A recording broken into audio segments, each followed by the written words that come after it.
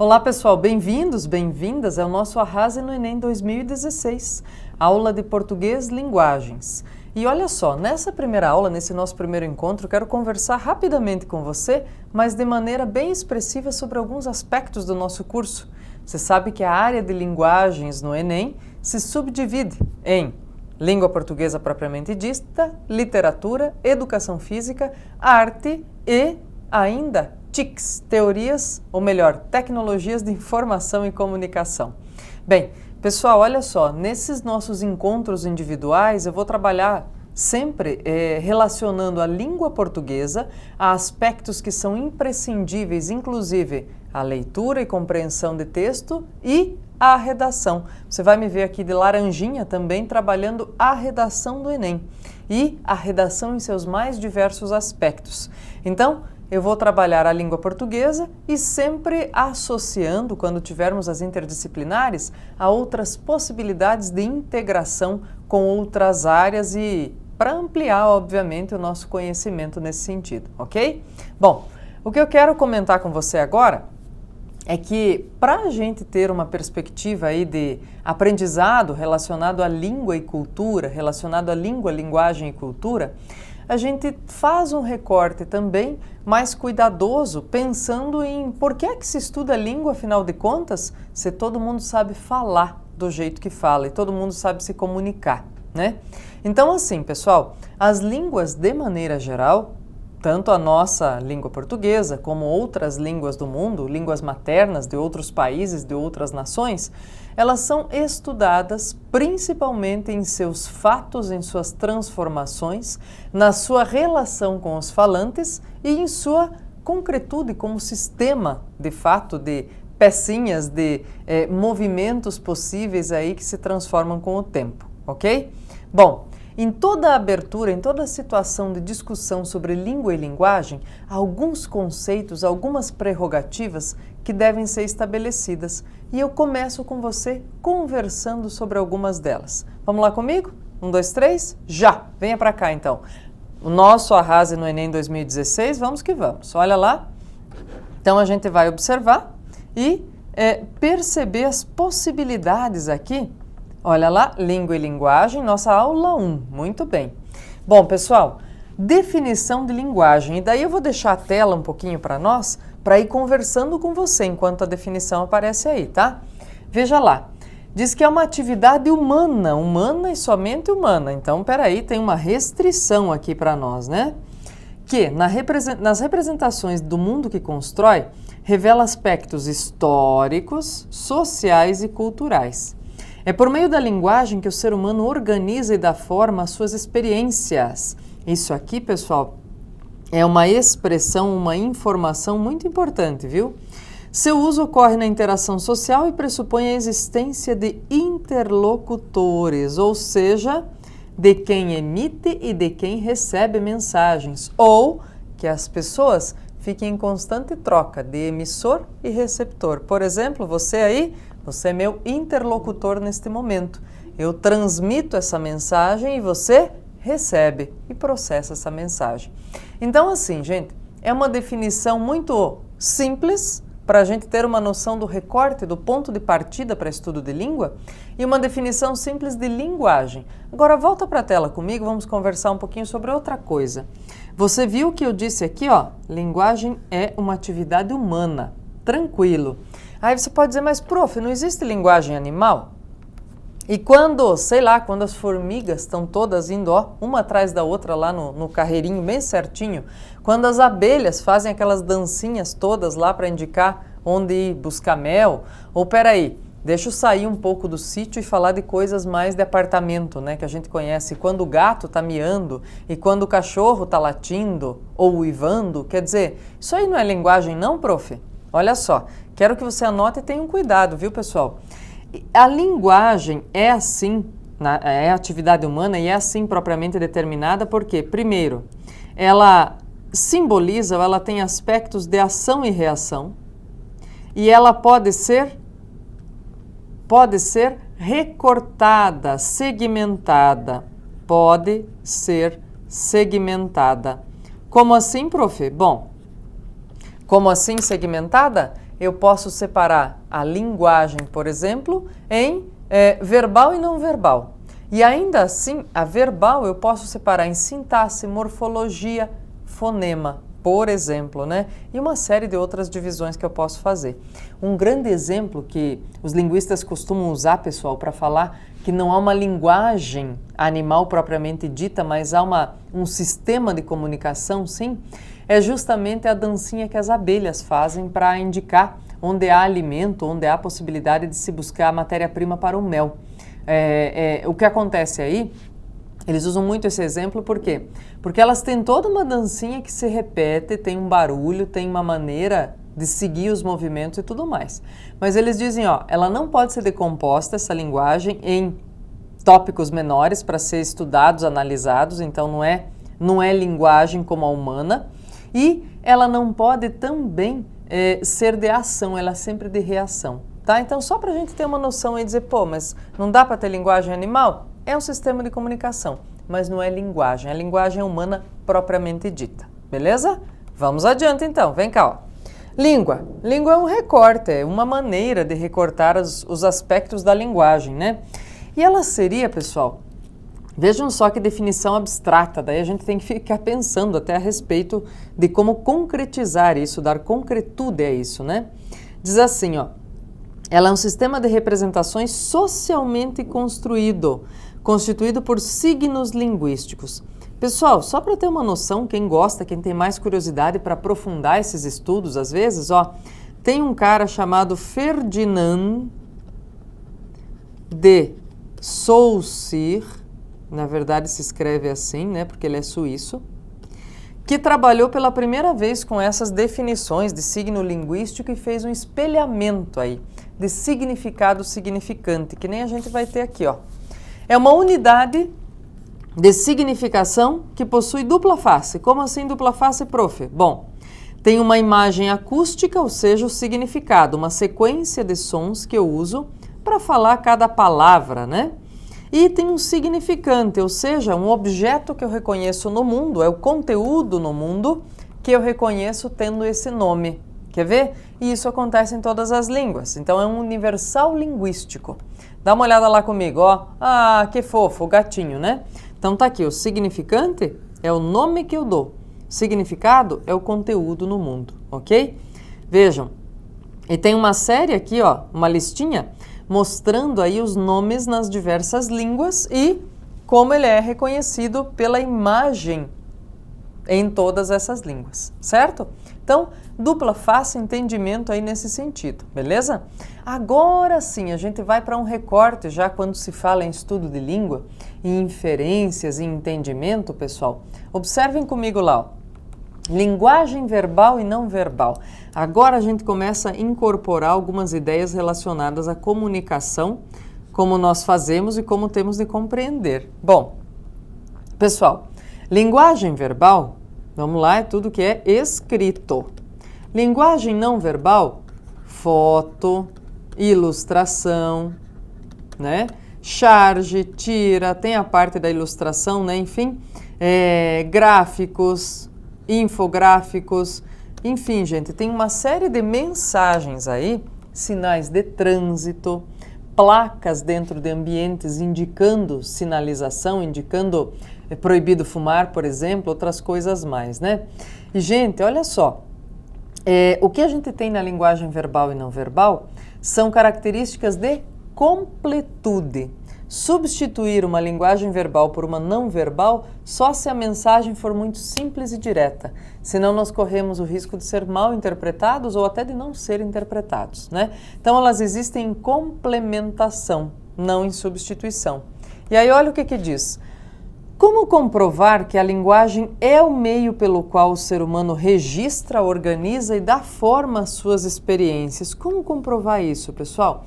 Eu disse que ambas aqui, as duas, né? As duas, e por isso eu usei a palavrinha ambas. Se fossem mais que duas, eu não posso usar ambas, ok? As duas estão, o quê? Em complementação. Complementação. Ok? Muito bem. Agora vamos ver. Gente, a pergunta que eu fiz aqui é como comprovar que a linguagem é o meio pelo qual o ser humano registra, organiza e dá forma às suas experiências, né? Que era aquilo que aparecia na definição lá de linguagem para nós. Olha, eu coloquei aqui uma mensagem, pessoal, que tem a ver com a pragmática, ou seja, a linguagem em uso. Olha só. As duas frases que estão aí, as duas informações, e daí eu quero que você acompanhe comigo aqui, fique na tela. Se beber, não dirija, se dirigir, não beba. As duas mensagens têm as mesmas informações, gente. Do ponto de vista de sua construção, de sua organização, elas têm as mesmas informações. Bom, ambas podem fazer parte de campanhas do Ministério da Saúde contra a associação de álcool e direção por parte dos motoristas, né? Muito bem. Entretanto, pessoal, o fato delas estarem diferentemente colocadas nos dois exemplos, né? Aqui no exemplo 1 e no exemplo 2, faz com que eu tenha ênfases diferentes em cada uma das mensagens. E isso, gente, quem estuda ou quem apresenta para nós é a pragmática, é a linguagem em uso, é o uso linguístico da comunicação, né?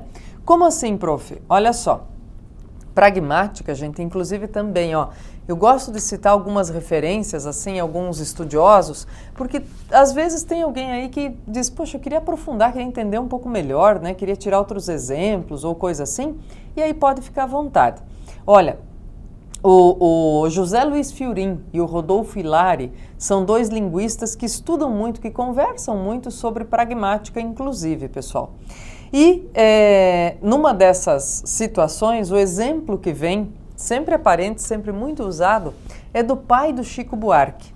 E ele dizia a um entrevistador, em determinado momento, que ele não era, né, a frase para adequar a característica dele, não era que o Chico era filho dele, é que ele era o pai do Chico. Ele dizia, eu não sou?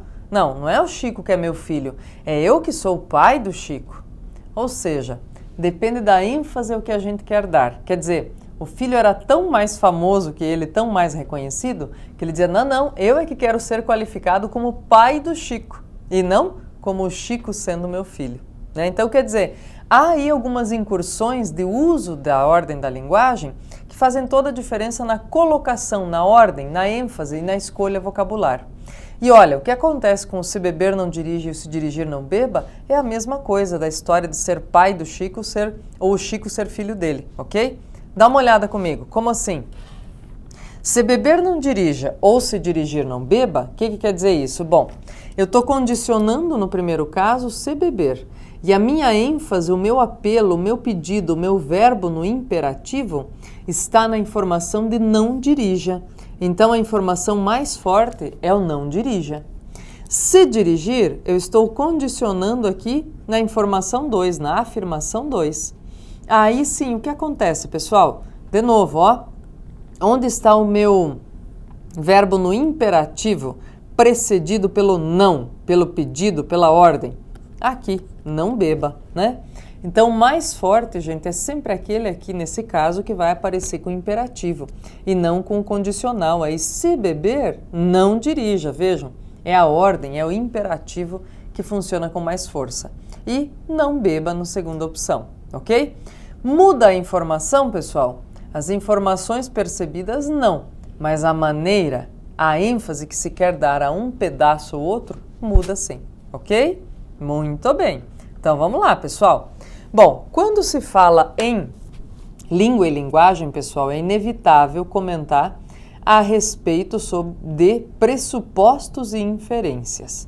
Eu vou dizer a vocês que pressupostos a gente pode qualificar como aquilo que a gente tem de bagagem de leitura, tá? Bagagem de leitura. E o que mais que a gente pode qualificar assim? Conhecimento de mundo. Conhecimento de mundo, ok? De mundo. É isso, pessoal, que nos dá a bagagem de leitura, o nosso conhecimento de mundo, que nos dá a capacidade de entender pressupostos em uma mensagem. Já vamos explicar melhor, tá? As inferências podem ser vistas como os desdobramentos, gente. De maneira mais simples, é quase como se a gente estivesse falando de causas e consequências de um fato, de uma situação, tá? Nesse caso aqui, observe comigo essa imagem, pessoal, uma campanha que combina linguagem verbal e não verbal, da WWF, né? Associada também bem fortemente ao Greenpeace. E aí está dizendo para quê? Para não comprar souvenirs feitos com animais exóticos. Por exemplo, não compre, né, casacos ou roupas feitos com peles de animais. E olha, o que acontece aqui? Qual é a informação da linguagem não verbal? A mulher está voltando de viagem aqui, no ambiente de aeroporto, vejam os guichês aqui, né? Dá para perceber o ambiente de aeroporto. E a mala dela está deixando um rastro de sangue. Vejam quantos pressupostos eu tenho que dominar para entender essa mensagem propriamente, pessoal. Bom, primeiro, eu tenho que entender que muitos animais são sacrificados no mundo, eu tenho que saber, né?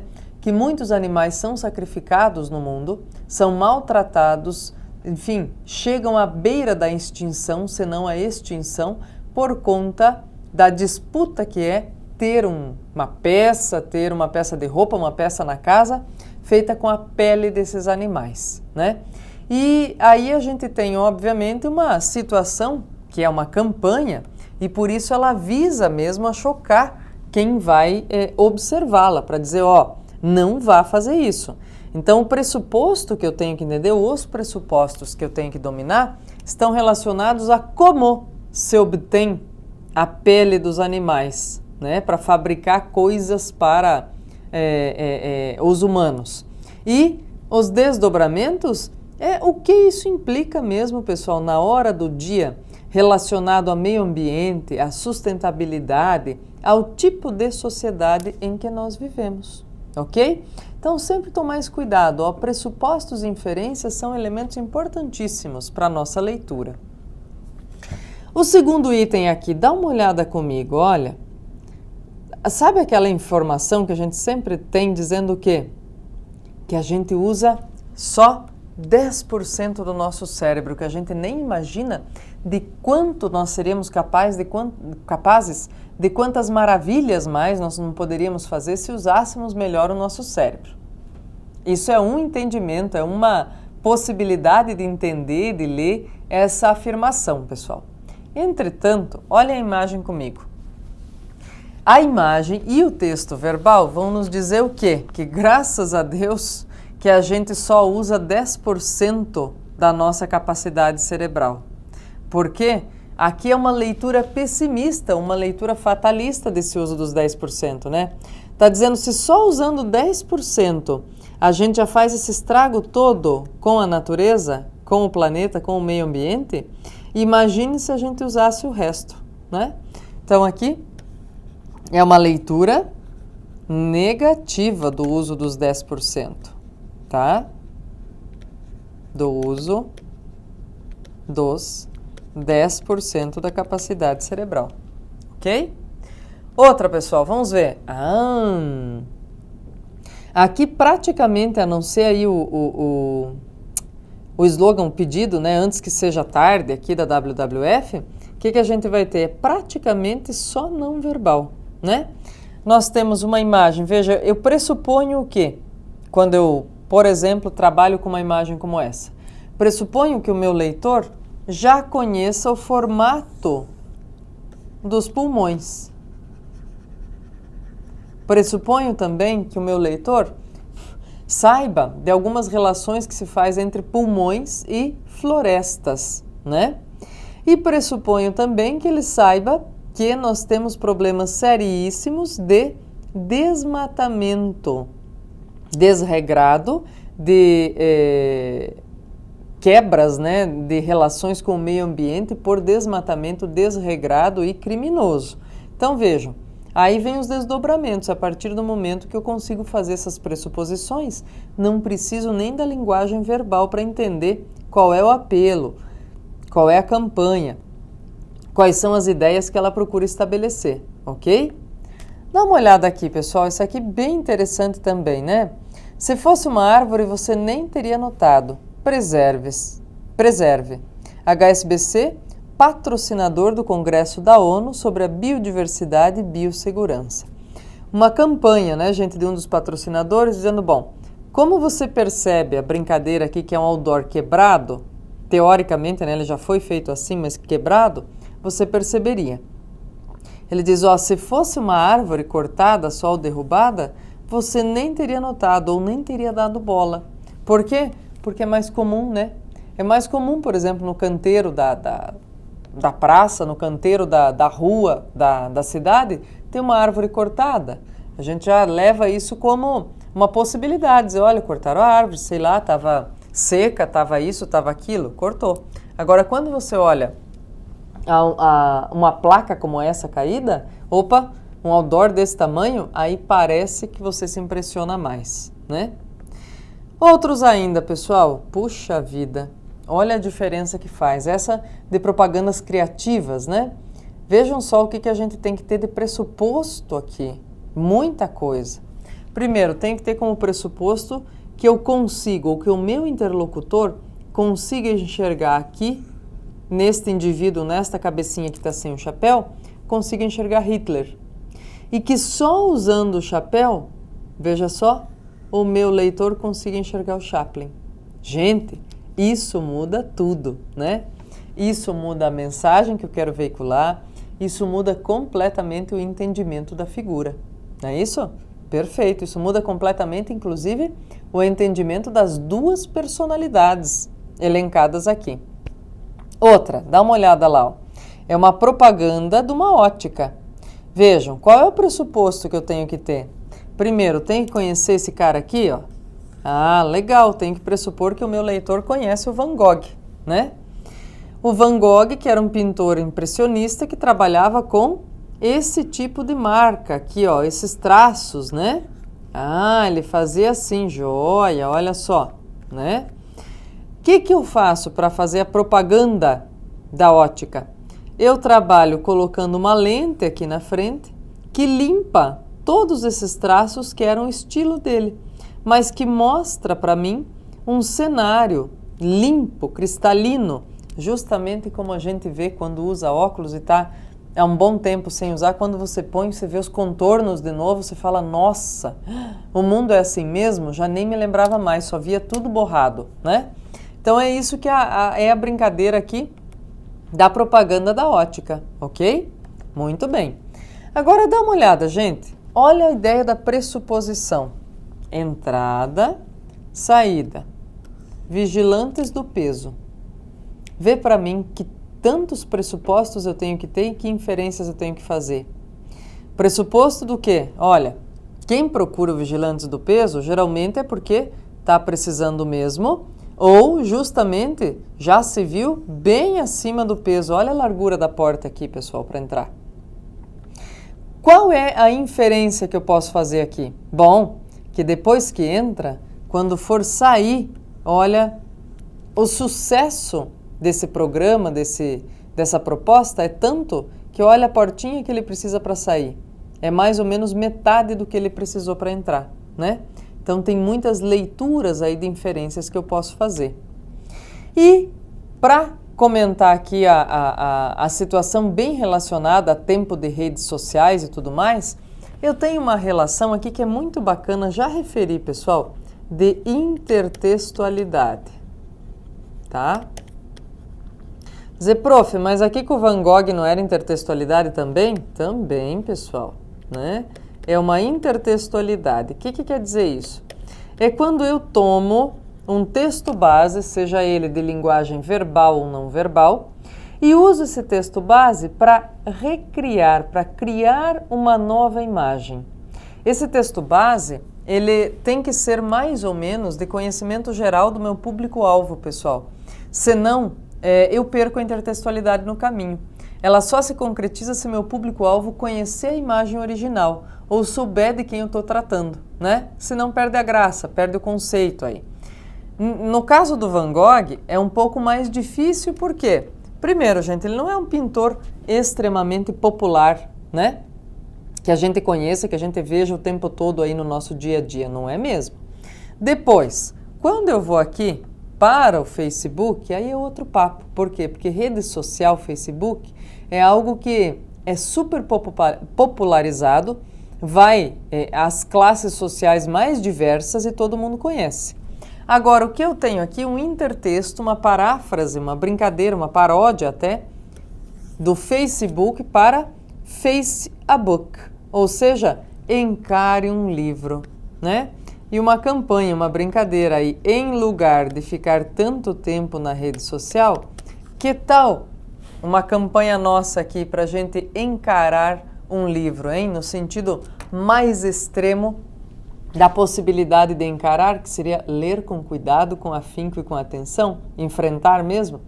Então vejam, pessoal, olha, da nossa aula de língua e linguagem, o que é que nós temos que guardar? A língua é um sistema que nós usamos para nos comunicar, ela é composta por signos, que tem imagem acústica, ou seja, as palavras para nomeá-los, e o conteúdo, a imagem que me vem à cabeça daquela, quando eu pronuncio aquela palavra, né? A associação que eu faço. Mais ainda, que é interessante dizer que isso é arbitrário, ou seja, os nomes das coisas não parecem com a sua forma. É arbitrário, não tem relação o nome com a forma da coisa, né? E outras situações mais relacionadas à linguagem é que ela é humana, não é animal, embora vários animais tenham sistemas de comunicação, justamente porque é só a linguagem humana que pode ser decomposta em partes para análise, recombinação e estudo. E que para nós, o que é bem importante, pessoal, é revisitar linguagem verbal e não verbal para entender, inclusive, alguns pressupostos e inferências de que vamos precisar em qualquer prova e principalmente no Enem, ok? Então, linguagem verbal e não verbal nas combinações de charges, fotos, intertextos com quadros famosos e outras tantas situações de linguagem não verbal. Então, bem importante a gente ficar atentos ao que deve aparecer, ao que geralmente é cobrado e como isso vem para nós, ok? Bom, pessoal, vou aproveitar o seguinte, olha, todo final de aula, lembrem, assistiram as nossas aulas, sejam em duplas, sejam as individuais, dá uma curtida lá para nós para dizer que se você está gostando, diz no que ela te ajudou, se te deu algumas ideias a respeito do conteúdo, como é que você está se sentindo vendo as aulas, ok? Conversa conosco e bom trabalho, bons estudos. Tá ali no horizonte já, ó. Arrase no Enem. Venha conosco. Tchau, tchau. Até a próxima.